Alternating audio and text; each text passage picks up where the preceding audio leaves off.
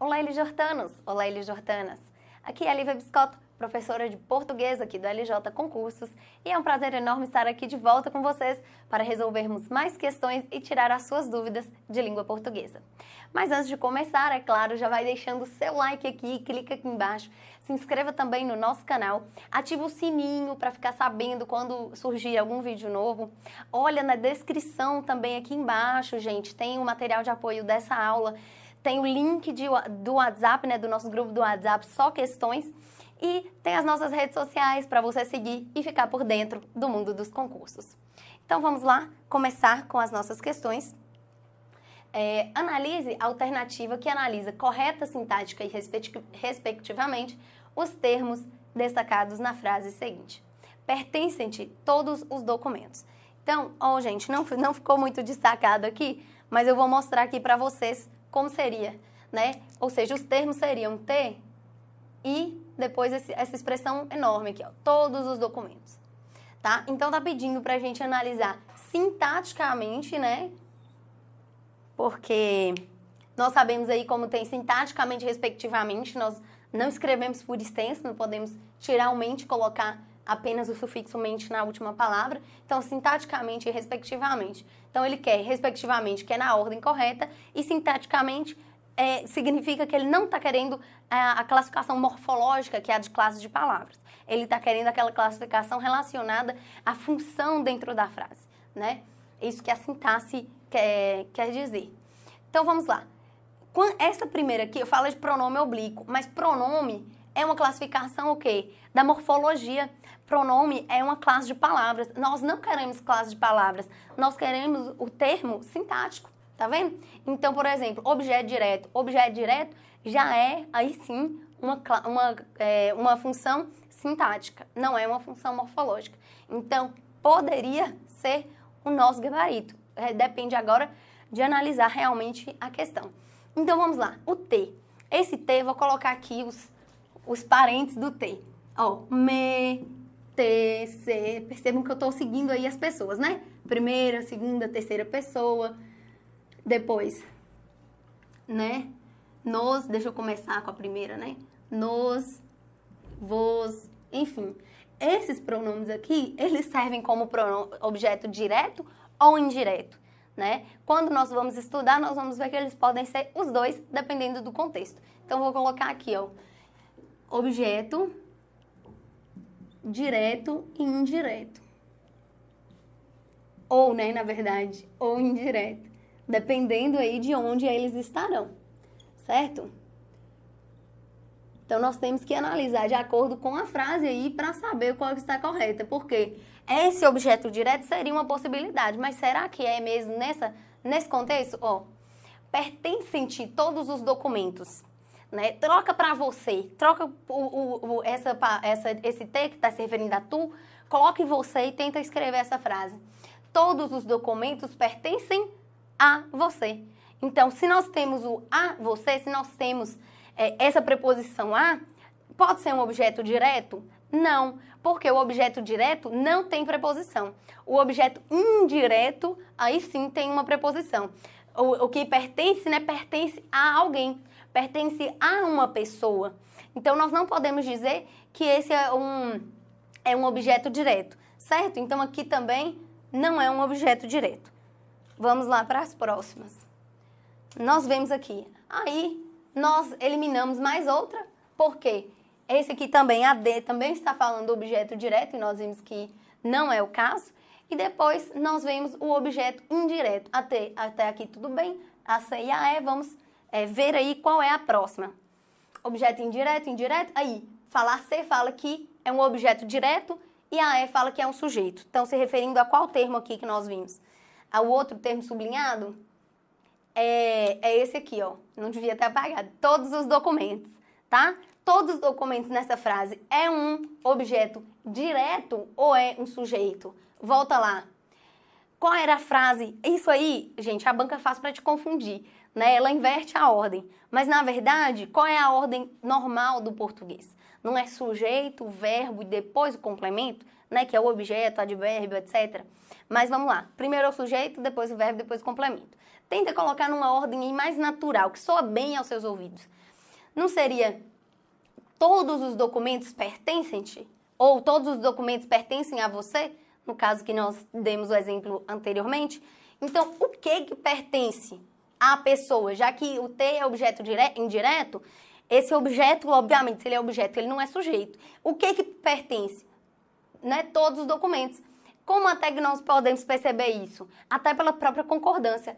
Todos os documentos estão no plural e pertencem também está no plural. Isso é uma pista também que nos ajuda a identificar o sujeito de uma oração, né? De uma frase.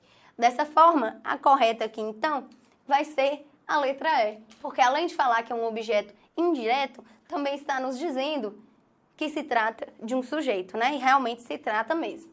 Vamos seguir aqui, vamos apagar rapidinho. Vamos lá. Depois, assinale a alternativa que preenche, de acordo com a norma padrão, as lacunas da seguinte frase. O professor se referia, né? Aí temos um espaço em branco, alunas dispostas, espaço em branco, vencer qualquer obstáculo do dia, né, a dia. Vamos ver como vai ficar. Algumas regrinhas de crase precisam ser relembradas para a gente conseguir resolver essa questão. Primeiro, vamos partir da regra geral, né? Nunca é demais relembrar a regra geral da crase. É algo que as pessoas confundem tanto. A gente tem que ter uma noção, porque pela regra geral, já resolvemos uma grande parte das questões, né? Isso ajuda muito até na hora da própria escrita, né? De escrevermos qualquer coisa que seja, para a gente demonstrar o nosso conhecimento, né? Vou pegar algum pincel que esteja mais grosso para ficar mais fácil de ver. Eles estão novinhos? Vamos lá. Crase. Qual é a lógica aqui da crase? É o artigo a mais a preposição a. São dois as, né, juntos. É por isso que nós temos aí uma indicação, né? O indicativo de crase é o quê? O acento grave, né? Às vezes a gente acha que aquele acento é a crase. Não, o acento é apenas, é chamado de acento grave, pronto e acabou. A crase é o fenômeno linguístico desse encontro, o encontro do artigo a mais a preposição a, certo? Então, aquele acento lá, né, aquele acento agudo ao contrário, ele é realmente só o acento grave. Vamos lá. Aqui, vamos ver se referia e alunas é caso de crase ou não, com base na regra geral. Quem se refere a alguém? Sim, né? Você não se refere professor, você se refere ao professor. Então, até é uma técnica, né, gente? Coloca aí no masculino, em vez de colocar alunas, coloca alunos. Se fosse alunos, como você escreveria? Né? Alunos, fazer referência a alunos ou fazer referência aos alunos? Né? Fazer referência aos alunos. Então, se tirar aqui o O e colocar para o A, ficaria assim, né? Ficaria A-A-S. Então, isso é muito estranho, a gente não vê isso na língua. Isso é colocado um acento grave para indicar que existia um outro A aí, um outro A que não foi escrito. Dessa forma, nós indicamos aqui, ó, a crase, o acento grave, ele é indicativo de crase, e a crase é esse fenômeno que indica que além da preposição, a preposição que referir exige, né, quem se refere a alguém, e aí nós temos o artigo de alunas. No caso, como alunas está no plural, o que nós fazemos? Colocamos o S aqui, né, já que o artigo seria as. Então, nós colocamos o acento grave aí, colocamos as como o correto aqui, ó. As, vamos até mudar de cor para destacar mais, só para ficar mais nítido aqui para vocês. Pronto. Depois, dispostas a vencer. Entra aqui uma outra observação, mas também seria possível chegar a essa conclusão através da regra geral, mas é bom colocar essa observação só para não ter confusão, gente. Não se usa crase em que caso, ó? Não se usa crase antes de verbo. Mas isso é óbvio quando a gente reflete sobre a regra geral, como eu disse. Por quê? Para existir a crase, eu não preciso ter um artigo feminino? E antes de verbo eu coloco artigo? Não. Onde é que eu coloco artigo, gente? Antes de qual classe de palavra que eu coloco artigo? Substantivo, né? Eu coloco crase antes de quê? Antes de menina, antes de aluna, eu coloco crase, quer dizer, coloco artigo, né, definido. Eu coloco antes de aluna, de menina, de mesa, de cadeira, são substantivos, tá? Agora, verbo, eu não vou começar, antes do verbo, eu não vou colocar a cantar, né? Essa questão não é comum, né? A gente não coloca o verbo para definir o verbo. Certo? Então, é por isso que não deveríamos colocar, em hipótese nenhuma, aqui, ó, a vem ser, certo? Não tem jeito. Esse A aqui, existe um A só.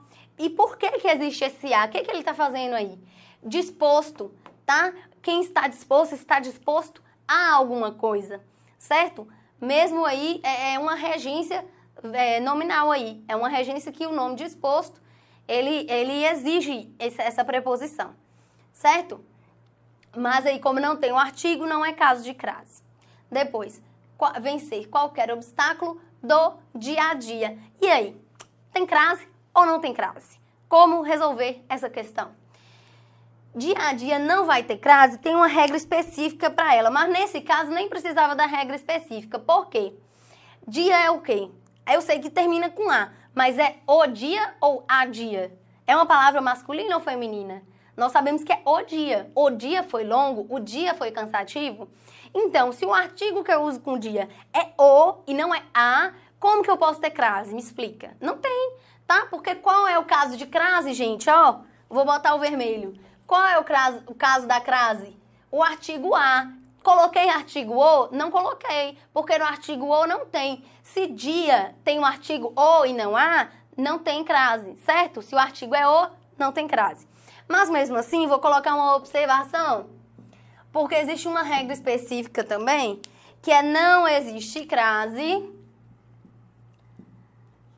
Opa, coloquei não se use, não se usa. Não se usa crase antes de palavras iguais, tá? Antes de palavras iguais. Então, essas expressões que têm palavras repetidas, por exemplo, cara a cara, face a face, enfim, ombro a ombro, essas palavras, como tem duas palavras aí idênticas, o A entre elas, dessas expressões, não é craseado, tá? É um A simples normal. Qual é aí, então, ó? Nós temos as, aí aqui, as tá correto, vou colocar de azul. As tá correto, o A tá correto e o A tá correto. Já é A aqui já de cara pra nós, né? A letra A. Depois aqui nós vamos ter ordens trocadas, né? Nós não vamos ter a mesma sequência. Então, vamos lá. Pronto. Seguindo, aqui também vão ser sequências separadas. 3. Assinale a alternativa em que a concordância foi efetuada conforme a norma padrão.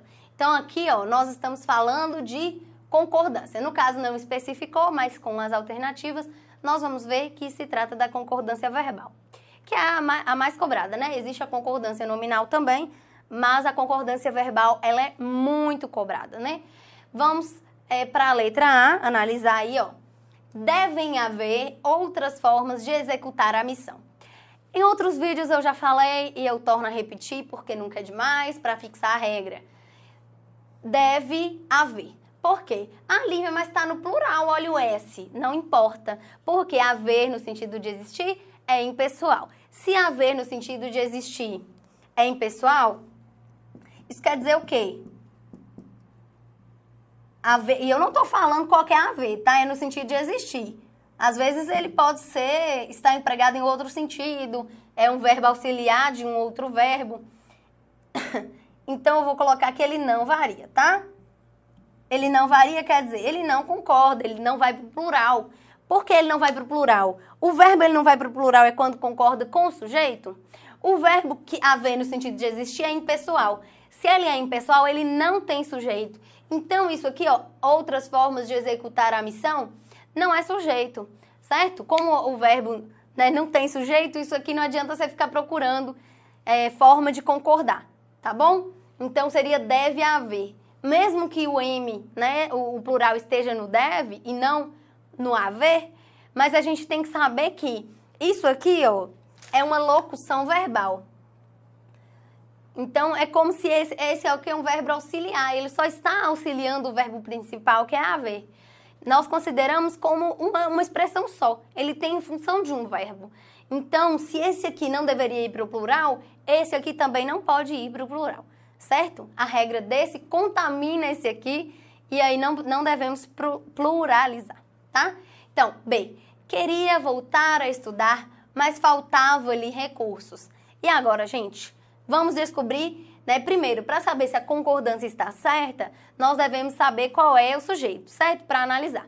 No caso aqui, se não tem sujeito, não vai concordar. Nós já descartamos essa daqui por causa desse raciocínio. E agora? Queria voltar a estudar, mas faltavam-lhe recursos. Faltar é o nosso verbo aí. E qual é o sujeito de faltar? O que estava faltando para essa pessoa poder estudar de novo, né?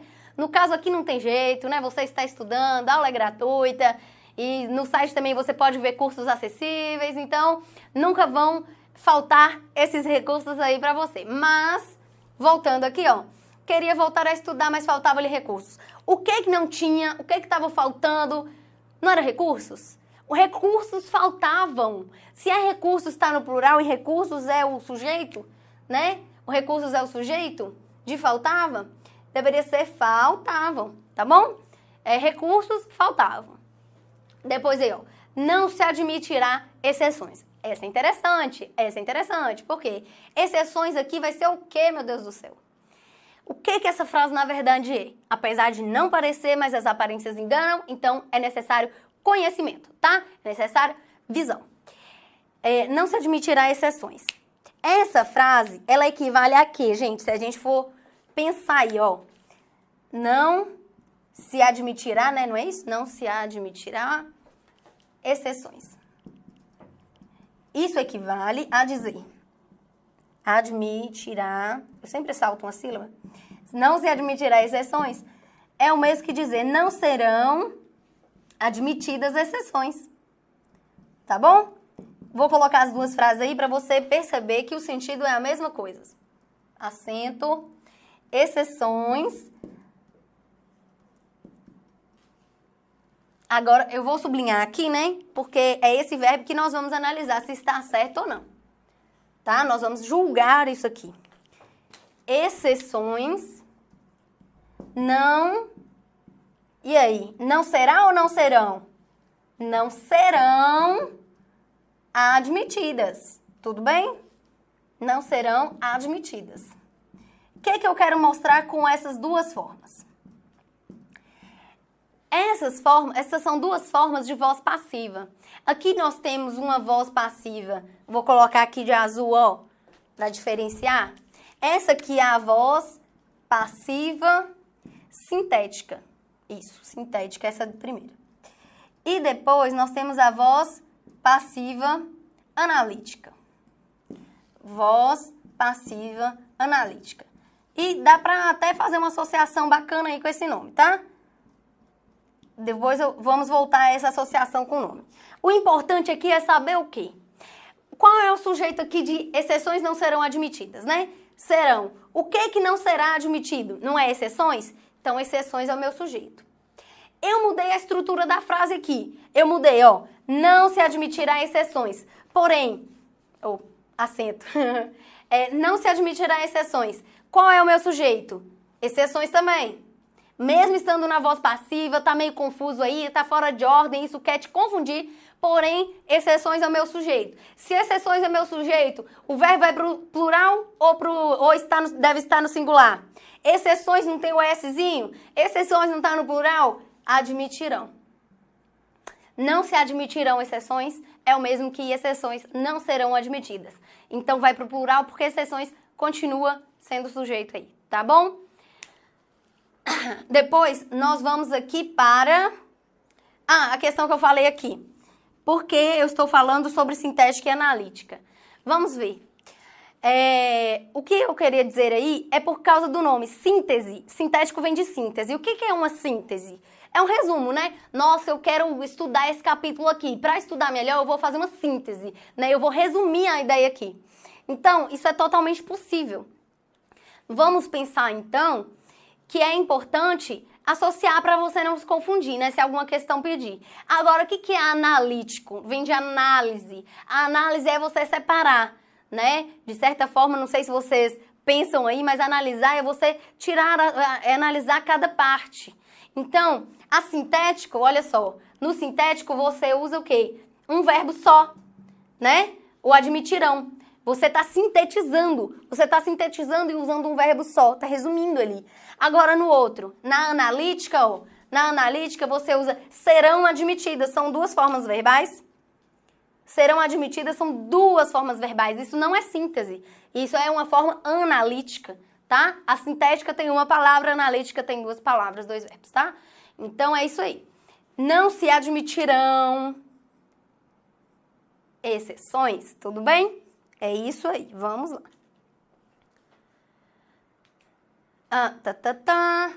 Seguindo.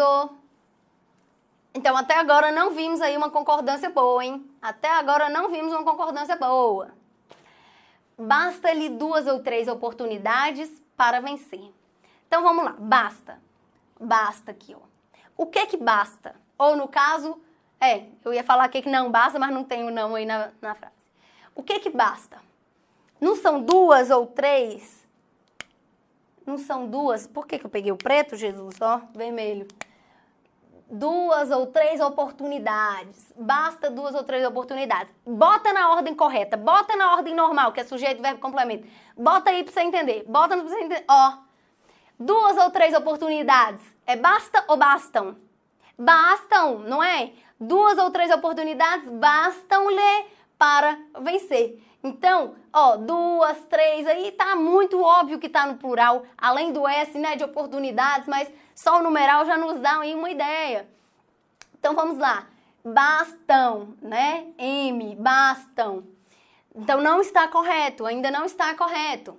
Depois nós temos aqui, essa é polêmica, por quê? Nós estamos falando, ó, de, 10 anos e fazia. Então, 10 anos está no plural, não tá? Está no plural, né? Porque nós estamos falando de 10. Mas, isso aqui, o fazer vai concordar? Não vai concordar. Por quê? É o mesmo caso de haver aqui que eu coloquei. O fazer, no sentido de tempo decorrido, não é qualquer fazer, hein? Aí depois você vai falar assim, Lívia falou que fazer é um verbo impessoal. Não estou afirmando isso. Eu estou dizendo que fazer no sentido de tempo decorrido, não é qualquer momento, é só neste momento que ele estiver falando de tempo decorrido, aí sim ele vai ser impessoal. Agora você está falando de fazer um bolo, né, de fazer uma limpeza, é lógico que é pessoal, porque aí eu conjugo o verbo, tem sujeito, né, eu falo assim, eu faço um bolo de 4 leites maravilhoso, quem me conhece sabe, hein? Esse aí é verdade. Então vamos lá, ó, fazer, mas eu vou colocar aqui, vou especificar para não falar que eu estou ensinando errado.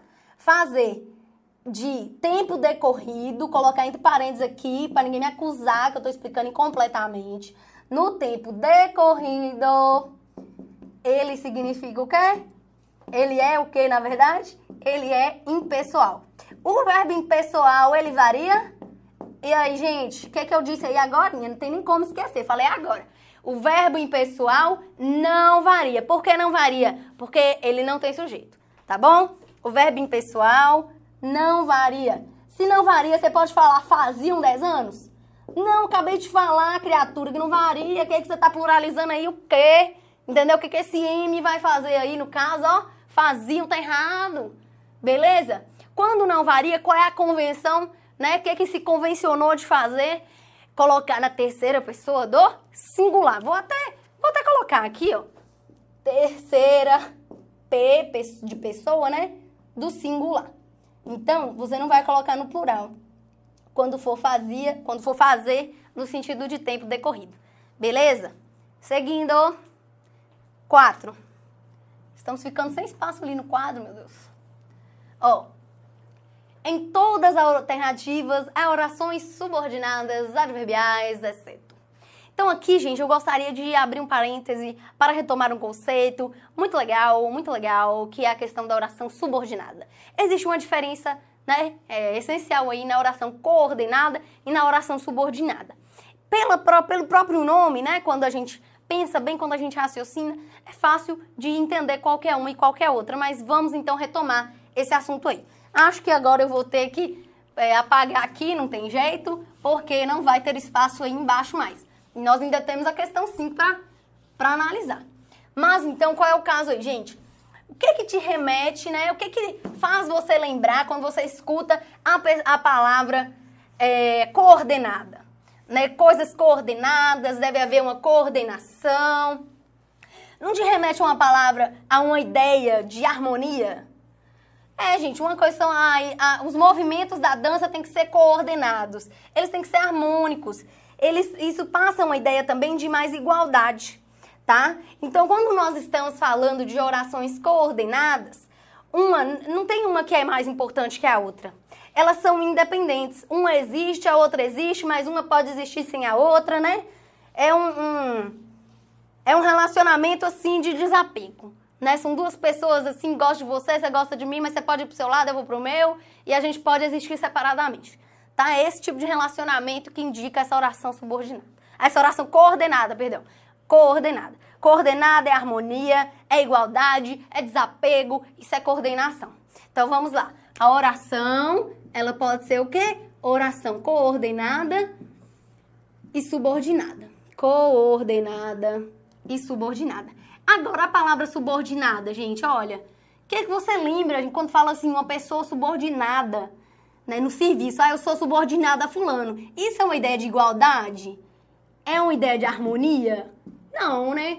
Quem é subordinado obedece. Quem é subordinado, ele depende do outro. Ele não é independente. Tudo bem? Então, as orações que são coordenadas, elas existem uma sem a outra. Ou seja, aqui, ó, existem oração... Por que eu coloquei no masculino, Jesus? Ó, oração é feminino. Vamos lá. Elas existem de forma independente. Não existem, né, no caso da subordinada, de forma independente. Isso é o que caracteriza. Vamos lá completar aqui. De forma independente. Então, você quer dizer o quê? Você pode ter uma frase, quando você vê um período, né? Ai, gente, enfim, ó. Independente. Vou abreviar aqui, vocês vão entender. Faz uma força aí, ó. De forma independente. Vamos lá completar aí essa informação. Quando eu tenho um período formado por orações coordenadas, eu posso quebrar esse período e formar, a partir dessas orações coordenadas, duas frases distintas sem comprometer o meu período, o meu sentido, né, dessas frases. Então, eu posso falar, por exemplo de oração coordenada, né, orações coordenadas aí, no caso, com sentido aditivo. Eu posso falar, eu amo abacate e meu irmão ama melancia.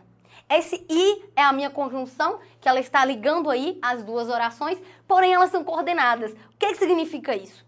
Eu posso colocar um ponto final depois da primeira oração, continuar normalmente a segunda, porque uma não depende da outra, tá? Então eu posso falar assim, eu amo abacate, ponto final. Depois a outra frase, e meu irmão ama melancia. Viu que uma coisa não depende da outra? Tanto a primeira frase, ela tem um sentido completo, quanto a segunda frase também tem um sentido completo. Então, é isso aí que quer dizer essas orações coordenadas. Uma não depende da outra. Tudo bem?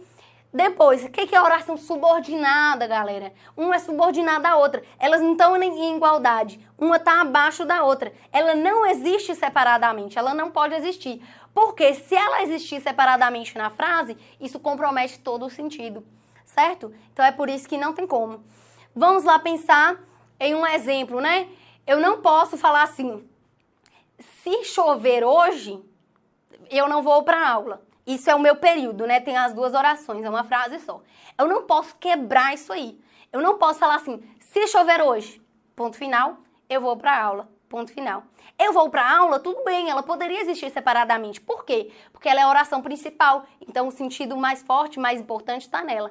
Mas e se chover hoje? Eu posso falar, gente, se chover hoje, ponto final? Isso é uma frase? Não, por quê? Porque a frase tem que ter um sentido completo. Se você fala assim, se chover hoje, o que eu faço? Eu fico doida pra você terminar essa frase, porque eu não entendi, não passou a mensagem, então você começa assim, se chover hoje. Eu fico assim, o que é que essa desgrama vai falar e não termina, né? Então, sabe, você tem que completar, não tem como. Essa oração subordinada, ela não pode estar sozinha na frase, porque ela não transmite um sentido sozinha, ela depende da outra. É isso que é, gente, um funcionário subordinado, ele depende do chefe, né? Uma pessoa em uma relação, se ela é subordinada, ela depende da outra, não tem essa independência. Então, ela não existe... Aí, ó, eu tô escrevendo tudo, pensando no plural e escrevendo. Ó, não existe a oração coordenada, que tá no singular, né? Existe de forma independente, não existe de forma independente. Vamos lá, então, pensar aqui nas nossas alternativas. Aqui, gente, é claro que existe também a outra técnica, né? Que é saber as conjunções, porque existem várias classificações de conjunções, algumas são especificamente, né, coordenativas e outras conjunções são subordinativas. Então, através da conjunção, que é aquela palavrinha que liga, né, as duas orações, por exemplo, aqui, ó, o porque, aqui nós temos o que, aqui nós temos desde que, certo? Essas palavrinhas que unem as duas orações, elas são chamadas de conjunções, né? Que é a classe de palavras que tem essa função realmente de conectar frases e orações. E ela serve, né? E ela, dependendo da classificação, você já sabe se a oração é coordenada ou subordinada. Mas, lógico que pelo sentido dá para classificar também. Então, nós queremos o quê? Oração subordinada. Aliás, né? Está falando que todas são subordinadas adverbiais, exceto, galera. Então, nós estamos procurando qual é o quê? Se não queremos a subordinada, queremos a coordenada. A coordenada é o quê? Aqui pode separar. Aqui a gente pode separar. Então, estude bastante. Se eu quebrar estude bastante, tem uma ideia aí? Tem uma ideia aí. Depois, por quê? Porque amanhã haverá uma prova. Então, nós sabemos, né, que em alguns momentos o porquê ele pode iniciar a frase, certo? E quando nós vemos aqui o porquê, a vírgula antes do porquê, isso dá uma classificação aí nessa conjunção que torna essa oração, esse período aqui, composto por orações coordenadas. Então, aí o nosso gabarito vai ser letra A. Talvez isso não fique muito claro aí para vocês de cara, mas quando nós olharmos para as outras alternativas, vocês vão ver que vai ficar mais fácil. Olha, estudou tanto que teve um ótimo desempenho na prova. Divide esse trem aí para mim, gente. Divide, ó. Estudou tanto, é a primeira oração. Depois, imagina que eu colocasse assim, que teve um ótimo desempenho na prova. Imagina se não tivesse isso aqui. Eu tô lendo só essa frase isolada, que teve um ótimo desempenho na prova. Qual é a minha vontade, né, de fazer? Qual é a minha vontade de falar? Igual aquele áudio do WhatsApp, né, para vocês que devem conhecer aí. Por quê? Por que você não completou essa frase? O que é que você ia dizer e não disse? Pegou e não completou essa frase. Entendeu? Então, é isso aí. Por quê, gente? Esse aqui, ele não tem um sentido completo, não constitui uma frase. Se não constitui uma frase sozinho, não é subordinada. Aliás, é subordinada, né? Porque ele depende da outra. Ele não pode ser tratado como a coordenada. Vamos lá. Você terá um excelente desempenho desde que estude. A mesma situação. Se eu colocar você terá um excelente desempenho, aqui tem um sentido, porque essa é a oração principal. A mesma coisa pode acontecer em outras, mas vamos lá. Se eu colocar a maiúscula, desde que estude. Imagina essa frase, gente, separada do texto. Desde que estude. Qual é a mensagem? Qual é a mensagem? O que eu entendo? Nada, não entendo nada. Desde que estude o quê? O quê? Não sei, não completou, não tem sentido. Tá bom? Então é por isso que não pode. Se uma depende da outra, é o quê? Uma é subordinada à outra. É oração subordinada. O que eu quero? Coordenada, porque tem o quê? Exceto, tem que prestar atenção. Beleza? Presta atenção no certo. Depois, que mais eu tenho? Que mais eu tenho? Vamos lá, vamos lá, vamos lá. Os alunos realizaram a prova assim que chegaram da escola. Os alunos realizaram a prova. Tem uma mensagem? Tem, eu entendo. Se eu falar assim, os alunos realizaram a prova, quem está me escutando vai captar. Os alunos realizaram a prova. Porém, se eu colocar assim que chegaram na escola. Assim que chegaram na escola. Assim que chegaram na escola o quê? Assim que chegaram na escola o portão estava fechado? Assim que chegaram na escola a professora xingou? Assim que chegaram na escola todo mundo desmaiou? Alguma coisa tem que ter acontecido. Assim que chegaram na escola é apenas, né, como nós falamos aí, a oração subordinada, adverbial. Tá dando o quê? Uma ideia de tempo. Assim que, né, no momento em que chegaram na escola. Mas eu não posso falar só o momento. Eu tenho que falar qual é a ação, o que aconteceu depois. Certo? Então isso não transmite uma mensagem, é subordinada e nós queremos a coordenada. Depois, não apareceu aula ontem. Porque viajou. Nesse caso, o porquê é diferente do primeiro. Depois você estude aí porque é importante. Existe um porquê que é causal e existe um porquê que é explicativo, tá?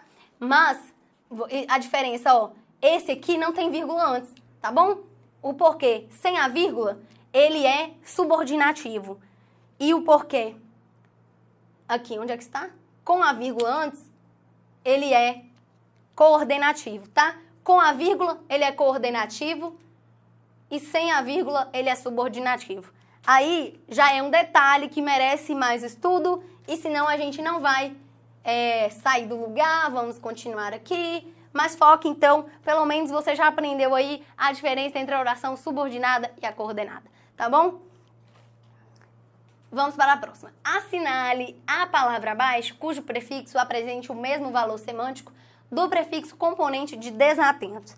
Então, a palavra aqui é desatentos. O que é prefixo, galera? O que é prefixo?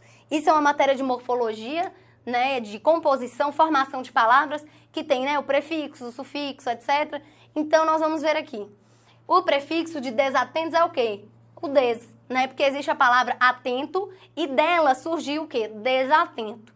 Esse des, ele tem função de quê? Qual é o papel, o valor semântico? Né? O que é valor semântico, gente? O valor semântico é o sentido, né? É a ideia que ele passa, tá? É diferente, por exemplo, o valor sintático, a gente estava falando de sintaxe mais cedo. O sintático é em relação à função dentro da frase, né? Se é sujeito, se é objeto, se é verbo, se é verbo não, né? Mas assim, se está no predicado, se está fazendo parte do sujeito no caso.